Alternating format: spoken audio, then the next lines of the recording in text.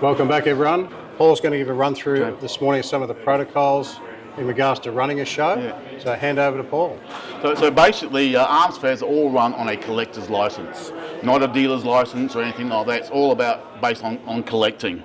Now, effectively, anyone who has firearms, collector's licenses and stuff, can bring firearms to the show for sale or whatever they want to do with them in some respects.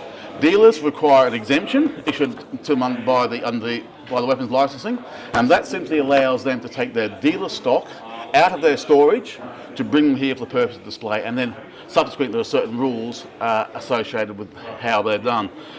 General people, people with excess guns in their man cave type of thing, or excess in their shooter's licenses, they can bring them to the show as well. But in this case, we get an exemption issued for each individual show from weapons licensing. So the license itself from weapons licensing include the actual permit and the exemption. And those exemptions and permits stipulate certain numbers of rules.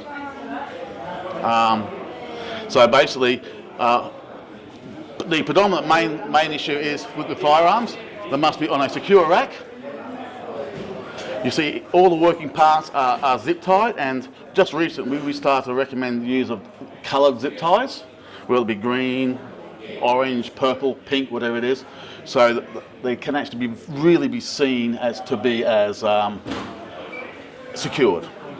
Secure chain through all the actions onto a cable, and then basically that's what we do. In the case of ammunition, the legislation talks about ammunition being in a secure area. Now, the explosives ordnance permit we get here puts the whole venue as a site for storage of ammunition.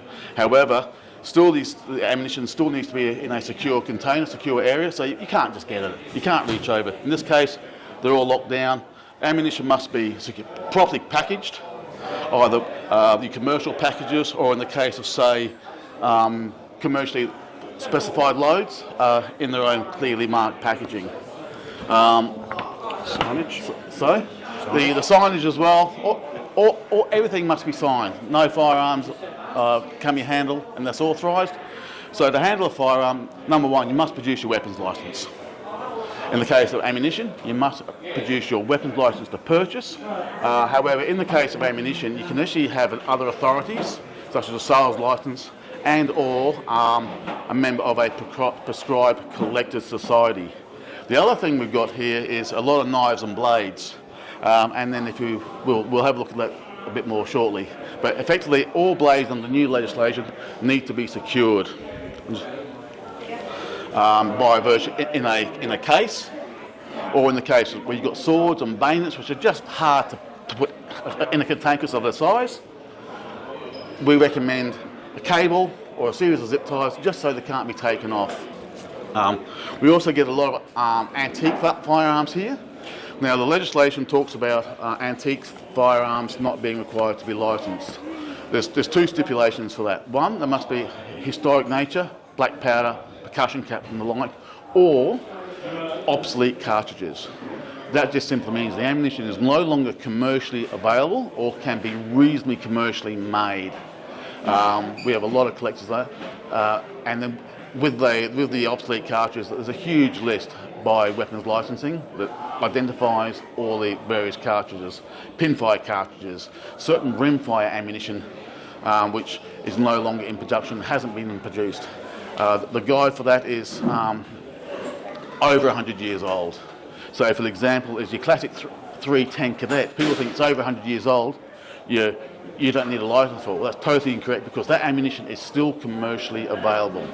Some 303s were made as far back as the 1890s, 1892, 1893. And again, because the ammunition is still commercially available, you can know they're required to be licensed. And people at the arms fairs are pretty familiar with these things, so it's not hard, it's not over daunting to have tables at an arms fair. And it's a bit of fun. You get to learn about things.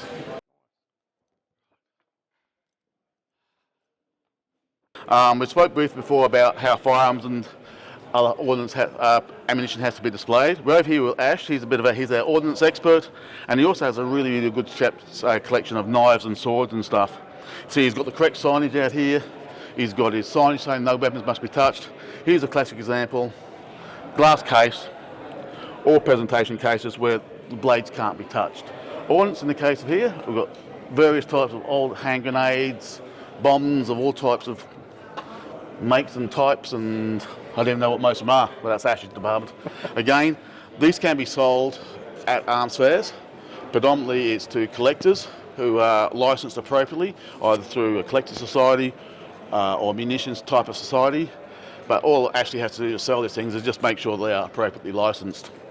They're all inert, so they're all been correctly deactivated and stuff. Well, they have, haven't they, Ashley? Yes. Oh, good, okay, good. Right. So your blades in good order, signage is appropriate, and basically, again, it's more types of gear that can be sold at arms fairs with very limited requirements.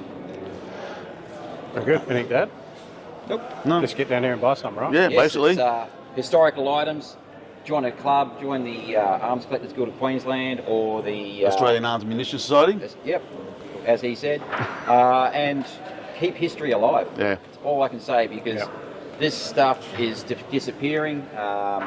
Regulations, legislation is Yeah, making it harder it's for getting people. destroyed. I had a Turkish fuse taken from me from Gallipoli, a souvenir brought back by a member, and it was destroyed.